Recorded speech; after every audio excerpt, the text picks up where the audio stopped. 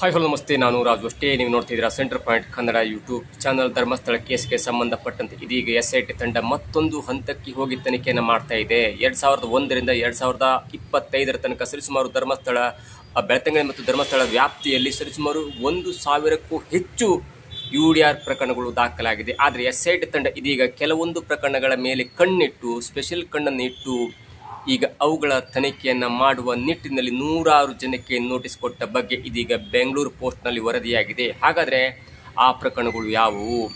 ಯಾವ ಪ್ರಕರಣದ ಮೇಲೆ SIT ಹದ್ದಿನ ಕಣ್ಣನ್ನು ಇಟ್ಟಿದ್ದು ಯಾಕೆ? ಅಂಥದ್ದು ಏನು ಒಂದು ಸಾಕ್ಷ್ಯ ಸಿಕ್ತು? SIT ಕೊಟ್ಟಂಥ ನೋಟಿಸ್ ತೆಗೆದುಕೊಂಡು ಬಂದು ಉತ್ತರ ಕೊಟ್ಟಂಥ ಆ ವ್ಯಕ್ತಿಗಳು ಯಾರು? ಚಿನ್ನಯ್ಯನ ಪ್ರಕರಣಕ್ಕೂ ಮತ್ತು SIT ಈಗ ಕೊಟ್ಟಿರುವಂಥ ನೋಟಿಸ್ನ ವ್ಯಕ್ತಿಗೂ ಏನಾದರೂ ಸಂಬಂಧ ಇದೆಯಾ? SIT ಕಣ್ಣಿಟ್ಟ ಆ ವಿಶೇಷ ಪ್ರಕರಣಗಳು ಯಾವುವು?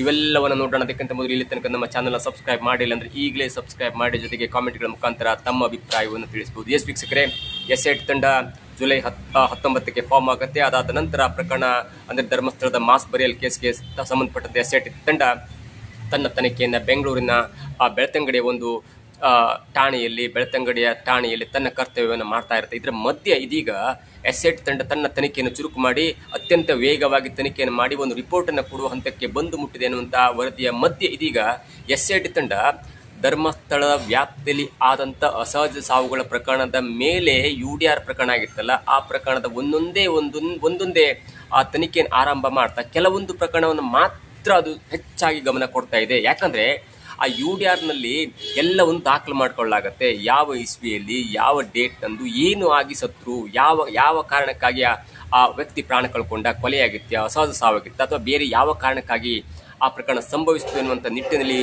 ಆ UDR ಸಂಬಂಧ ಎಲ್ಲ ದಾಖಲಾತಿಗಳನ್ನು ಹುಡುಕುವಾಗ ಅಲ್ಲಿ ಕೆಲವೊಂದು ಪ್ರಕರಣದಲ್ಲಿ ನಿಖರವಾದ ಕಾರಣವನ್ನು, ಸಾಕ್ಷ್ಯ ಅಂದರೆ ಸಾವಿಗೆ ನಿಖರವಾದ ಕಾರಣವನ್ನು ನಿಖರವಾಗಿ ತಿಳಿಸಿಲ್ಲ.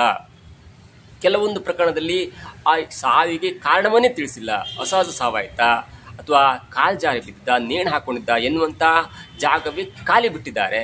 ಹಾಗಾಗಿ ಆ ಪ್ರಕರಣವನ್ನು ತೆಗೆದುಕೊಂಡು ಈಗ SIT ತಂಡ ತನ್ನ ತನಿಖೆಯನ್ನು ಚುರುಕು ಮಾಡಿದೆ. ನೋಡಿ, 2014 ತನಕ ಧರ್ಮಸ್ಥಳದ ವ್ಯಾಪ್ತಿಯಲ್ಲಿ ಪೊಲೀಸ್ ಸ್ಟೇಷನ್ ಇರಲಿಲ್ಲ. ಅದು ಎಲ್ಲವೂ ಕೂಡ ಬೆಳ್ತಂಗಡಿಯ ಪೊಲೀಸ್ ಠಾಣೆಯಲ್ಲಿ ದಾಖಲಾಗ್ತಿತ್ತು. 2001ರಿಂದ 2012 ತನಕ ಬೆಳ್ತಂಗಡಿಯ ಪೊಲೀಸ್ ಠಾಣೆಯಲ್ಲಿ ಆದಂಥ UDR ಪ್ರಕರಣಗಳು 474. ಅಲ್ಲಿ ಧರ್ಮಸ್ಥಳದಲ್ಲಿ ಔಟ್ಪೋಸ್ಟ್ ಮಾತ್ರ ಇತ್ತು. ಅವೆಲ್ಲವೂ ಕೂಡ ಬೆಳ್ತಂಗಡಿಯ ಪೊಲೀಸ್ ಠಾಣೆಯಲ್ಲಿ ಪ್ರಕರಣ ದಾಖಲಾಗ್ತಿತ್ತು. ಮತ್ತು 2001ರಿಂದ 2012 ತನಕ 474 UDR ಪ್ರಕರಣಗಳು ದಾಖಲಾಗಿದೆ. ಅಂದರೆ ಅಸಹಜ ಸಾವುಗಳಿಗೆ ಸಂಬಂಧಪಟ್ಟಂತೆ ಒಂದು ಪ್ರಕರಣ ದಾಖಲಾಗಿದೆ. ಅದಾದ ನಂತರ ಯಾವಾಗ ಧರ್ಮಸ್ಥಳ ವ್ಯಾಪ್ತಿಗೆ ಒಂದು ಪೊಲೀಸ್ ಸ್ಟೇಷನ್ ಬಂತಲ್ಲ, ಧರ್ಮಸ್ಥಳ ಪೊಲೀಸ್ ಸ್ಟೇಷನ್ ಬಂದಾಗ 2016ರಿಂದ ಇಲ್ಲೇ ತನಕ 2025 ತನಕ ಸಾವುಗಳ ಸಂಖ್ಯೆ ಜಾಸ್ತಿ ಆಗಿದೆ.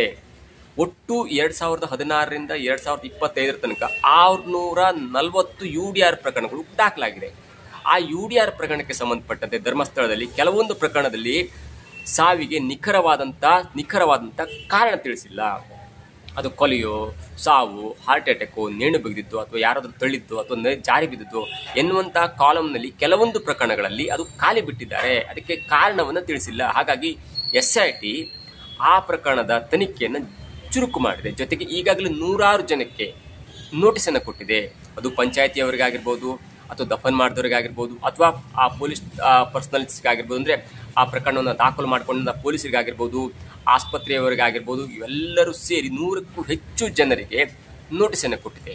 ಜೊತೆಗೆ ಚಿನ್ನಯ್ಯನ ಪ್ರಕರಣಕ್ಕೆ ಸಂಬಂಧಪಟ್ಟಂತೆ, ಅಂದರೆ ಧರ್ಮಸ್ಥಳದ ಆದಂಥ ಮಾಸ್ ಬರಿಯಲ್ ಕೇಸ್ಗೆ ಸಂಬಂಧಪಟ್ಟಂತೆ ಚಿನ್ನಯ್ಯನ ಹೇಳಿದಂಥ ಹೆಸರುಗಳು ಕೂಡ ನೋಟಿಸ್ ಕೊಟ್ಟಿದೆ. ಜೊತೆಗೆ ಕೆಲವೊಂದು ಈ ಆಕ್ಟಿವಿಟೀಸ್ ಇದ್ದಾರಲ್ಲ, ಸೌಜನ್ಯ ಪರ ಆಕ್ಟಿವಿಟೀಸು, ಕೆಲವೊಂದು ಪಿಟಿಷನ್ ಹಾಕಿದ್ರು, ಅವ್ರು ಕಾಣೆಯಾಗಿದ್ರು, ಇವ್ರು ಕಾಣೆಯಾಗಿದ್ರು, ಅವರ ಒಂದು ಕೇಸ್ ಆಗಿತ್ತು, ಆ ಪೊಲೀಸ್ ಅಧಿಕಾರಿ ಸಮ್ಮುಖದಲ್ಲಿ ಕೆಲವೊಂದು ಹೆಣವನ್ನು ಹೂರಲಾಗಿತ್ತು ಎನ್ನುವಂಥ ಪಿಟಿಷನ್ ಹಾಕಿದ್ರಲ್ಲ, ಅವರಿಗೂ ಕೂಡ ಈ ಪ್ರಕರಣದಲ್ಲಿ, ಅಂದರೆ ಸ್ಪೆಷಲ್ ಪ್ರಕರಣದಲ್ಲಿ ನೋಟಿಸನ್ನು ಕೊಟ್ಟು ಅವರನ್ನು ಕೂಡ ವಿಚಾರಣೆಗೆ ಕರೆತರುವಂಥ ಎಲ್ಲ ಸಾಧ್ಯತೆ ಇದೆ ಎನ್ನುವುದು ಇದೀಗ ಬೆಂಗಳೂರು ಪೋಸ್ಟ್ ತನ್ನ ವರದಿಯಲ್ಲಿ ಸುದೀರ್ಘವಾಗಿ ಹಂಚಿಕೊಂಡಿದೆ. ಜೊತೆಗೆ VS ಉಗ್ರಪ್ಪನವರೊಂದು ಕಮಿಟಿ ಮಾಡಿದ್ರು.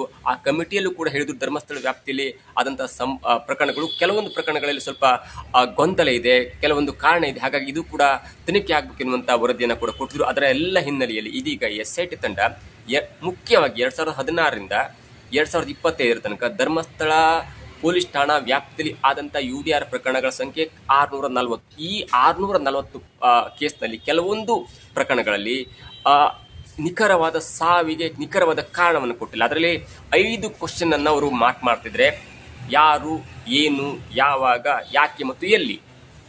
ಯಾರು ಕೊಲೆ ಮಾಡಿದ್ದು, ಯಾಕೆ ಕೊಲೆ ಮಾಡಿದ್ದು, ಎಲ್ಲಿ ಮಾಡಿದ್ದು, ಯಾರು ಮಾಡಿದ್ದು, ಯಾವಾಗ ಮಾಡಿದ್ದು, ಅಥವಾ ಯಾವಾಗ ಸಾವಾಯಿತು, ಎಲ್ಲಿ ಸಾವಾಯಿತು, ಯಾಕೆ ಸಾವಾಯಿತು, ಎಲ್ಲಿ ಸಾವಾಯಿತು, ಯಾವಾಗ ಸಾವಾಯಿತು, ಆ ಸಾವಿಗೆ ಕಾರಣ ಏನು. ಈ 5 ಪ್ರಶ್ನೆಗಳನ್ನ ಇಟ್ಕೊಂಡು ಇದೀಗ SIT ತಂಡ 106 ಜನಕ್ಕೆ ನೋಟಿಸ್ ಕೊಟ್ಟಿದೆ, ಅಥವಾ ಆ ಸಾವಿಗೆ ಸಂಬಂಧಪಟ್ಟ ಸಂಬಂಧಿಕರು ಕೂಡ ನೋಟಿಸ್ ಅನ್ನು ಕೊಟ್ಟಿದೆ. ಎಲ್ಲರೂ ಕೂಡ SIT ತಂಡಕ್ಕೆ ಬರಬೇಕಾಗುತ್ತೆ, SIT ಠಾಣೆಗೆ ಬರಬೇಕಾಗುತ್ತೆ ಮತ್ತು ಮುಂದಿನ ತನಿಖೆಯನ್ನ ಅತಿ ಶೀಘ್ರದಲ್ಲಿ ಮುಕ್ತಾಯ ಮಾಡುವಂತ ಎಲ್ಲಾ ಸಾಧ್ಯತೆ ಕೂಡ ಇದೆ. ಕೆಲವೊಬ್ರು ಹೇಳ್ತಾ ಇದ್ರು SIT ತಂಡ ಹಳ್ಳ ಹಿಡಿತು, SIT ಯಾರ್ದು ಒತ್ತಡ ಇದೆ ಅನ್ನುವಂತ ಪ್ರಕರಣವನ್ನ ಹೇಳ್ತಾ ಇದ್ರು. ಆದ್ರೂ ಕೂಡ SIT ತಂಡ ತನ್ನ ಕಾರ್ಯವ್ಯಾಪ್ತಿಯಲ್ಲಿ ಬರ್ತಾ ಇದ್ದಂತ ತನ್ನ ಇನ್ವೆಸ್ಟಿಗೇಷನ್ ನಲ್ಲಿ ಏನೇನು ಮಾಡಬೇಕಾಗತ್ತಲ್ಲ ಅದೆಲ್ಲವನ್ನು ಕೂಡ ಮಾಡ್ತಾ ಇದೆ. ಅದರ ಹೇಳಿ ಕೇಳಿ ನಾನು ಈಗಾಗಲೇ ಹೇಳಿದಂತೆ, ಹಳೆಯ ಸಂಚಿಕೆಯಲ್ಲಿ ಹೇಳಿದಂತೆ, ಡಾಕ್ಟರ್ ಪ್ರಣಬ್ ಮೊಹಂತಿ ಅವರು ಸೈಬರ್ ಕ್ರೈಮ್ ವಿಭಾಗದಲ್ಲಿ PhD ಮಾಡಿದಂಥವರು, ಜೊತೆಗೆ IPS ಆಫೀಸರು. ಅವರಿಗೆ ಕ್ರೈಮ್ ವಿಭಾಗದಲ್ಲಿ ಏನೇನಾಗುತ್ತೆ, ಅದರಲ್ಲೂ ಸೈಬರ್ ಕ್ರೈಮ್ ವಿಭಾಗದಲ್ಲಿ ಏನಾಗುತ್ತೆ, ನೆಟ್ವರ್ಕ್ ಅನ್ನು ಬಳಸ್ಕೊಂಡು ಯಾವೆಲ್ಲ ತನಿಖೆಯನ್ನು ಮಾಡಬಹುದು, ಹೇಗೆ ಮಾಡಬಹುದು, ಎಲ್ಲವೂ ಕೂಡ ಅವರಿಗೆ ಅರಿದು ಕುಡಿದಂತ ಸುಲಭ. ಹಾಗಾಗಿ ಸರ್ಕಾರ ಅವರನ್ನೇ ಈ ದೊಡ್ಡ ಗೊಂದಲದ ಗೂಡಾಗಿರುವಂತಹ ಈ ಧರ್ಮಸ್ಥಳ ಕೇಸ್ನ ಅವರಿಗೆ ಹೆಡ್ ಆಗಿ ನೇಮಕವನ್ನು ಕೂಡ ಮಾಡಿದ್ದಾರೆ ಮತ್ತು ಅದು ಅತ್ಯಂತ ಶ್ರದ್ಧೆಯಿಂದ ಮಾಡ್ತಾರೆ ಅನ್ನುವಂಥ ನಂಬಿಕೆ ಜನರಲ್ಲೂ ಕೂಡ ಇದೆ. ಮಾಧ್ಯಮದಲ್ಲಿ ಏನು ಬರಲಿ ಅಥವಾ ಬೇರೆ ಬೇರೆ ಯಾವುದೇ ಪ್ರಕರಣದ ಏನೇನೇ ಅವರ ಮೇಲೆ ಅಥವಾ SIT ತಂಡ ಸರಿ ಕೆಲಸ ಮಾಡ್ತಾ ಇಲ್ಲ ಅನ್ನುವಂಥ ಏನೇ ಆಪಾದ್ಯ ಬಂದರೂ ಕೂಡ ಅವರು ಅದು ಯಾವುದಕ್ಕೂ ಕೂಡ ತಲೆ ಕೆಡಿಸ್ಕೊಳ್ಳದೆ ತಮ್ಮ ತನಿಖೆಯನ್ನು ಮಾಡ್ತಾ ಇದ್ದಾರೆ. ಮತ್ತು ಇದೀಗ ಒಂದು ಹೆಜ್ಜೆ ಮುಂದೋಗಿ ಕೆಲವೊಂದು ಪ್ರಕರಣವನ್ನ ಮಾತ್ರ ನೋಡೋ ಮುಖಾಂತರ ಅಲ್ಲಿ ಯಾರು ತಪ್ಪಿತಸ್ಥರು, ಏನಾಗಿದೆ, ಗೊಂದಲ ಏನಾಗಿದೆ ಎಲ್ಲವನ್ನು ಕೂಡ ಅತ್ಯಂತ ವೇಗವಾಗಿ ತನಿಖೆ ಮಾಡುವಂತಹ ಎಲ್ಲಾ ಸಾಧ್ಯತೆ ಕೂಡ ಇದೆ ಅನ್ನೋದು ಇದೀಗ ಬೆಂಗಳೂರು ಪೋಸ್ಟ್ ತನ್ನ ವರದಿಯಲ್ಲಿ ಅತ್ಯಂತ ವಿಸ್ತೃತವಾಗಿ ಬಹಿರಂಗಪಡಿಸಿದೆ. ಇದಾಗಿತ್ತು ಇವತ್ತಿನ ವಿಶೇಷ. ನೋಡ್ತಾ ಇರಿ centre point Kannada YouTube channel.